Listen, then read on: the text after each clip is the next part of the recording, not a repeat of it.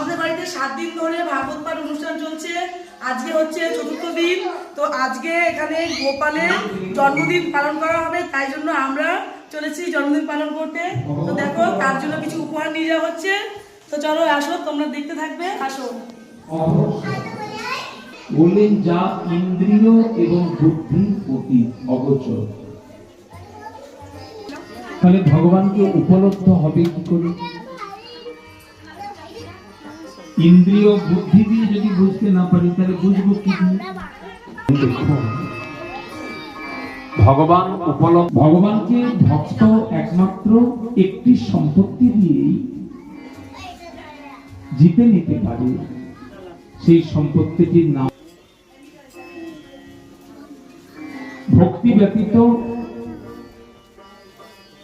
অন্য কোন আছে যা দিয়ে তিনি ভগবানকে পরাধীন করতে পারেন। যিনি অনন্ত কোটি ব্রহ্মাণ্ড নায়ক, এরকম একটা ব্রহ্মাণ্ডের তিনি মালিক নন,